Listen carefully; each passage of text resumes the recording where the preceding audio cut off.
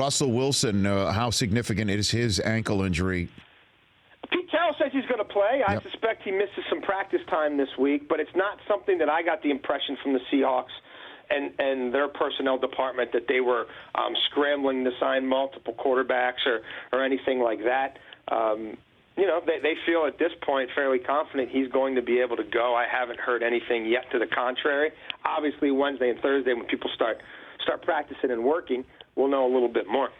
Jason Canfora of CBS Sports joining me here on the Rich Eisen Show. Do we see Sam Bradford on Sunday Night Football for the Vikings against Green Bay? Not a fait accompli. It's not a fait accompli.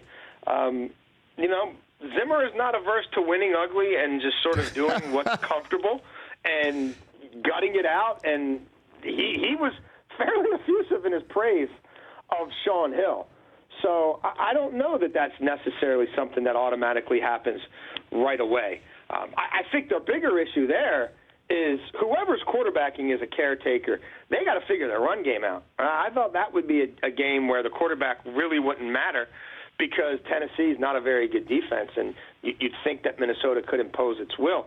Instead, it was defensive touchdowns and special team scores.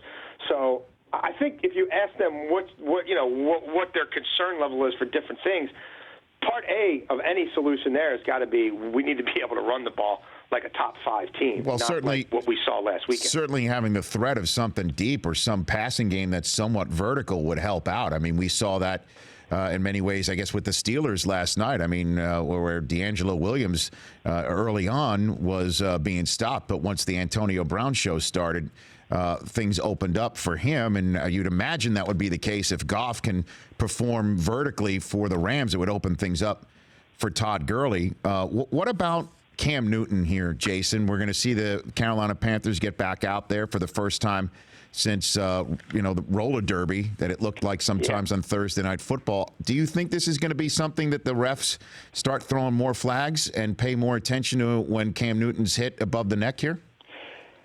I would certainly think so. I mean, the league is often reactive, and Cam is the biggest guy on the field, and when you see people leaving their feet to initiate high contact with him, that's got to be an automatic no-no. I mean, that's got to be something where the flag's coming out. Because whether that's defenseless in the pocket or outside the pocket, people launching themselves head-to-head is not proper tackling. It's not really football. And, when it's happening over and over again, there are people around the league who start to say, well, is that going to become, sort of the NFL's version of a hack-a-shack is, whatever, launch at a Newton. So I would think the league would want to prevent anybody getting any ideas in that regard whatsoever. He is a little bit of a different beast just because of the way he's built, but his brain is just like everybody else's, and it bruises the same way. And you can't have that in the NFL. So we'll see some fines coming from that game, obviously. And then the real interesting thing, Rich, will be when the NFL and the NFLPA conclude their investigations into what should have happened and what should be done to prevent it happening again.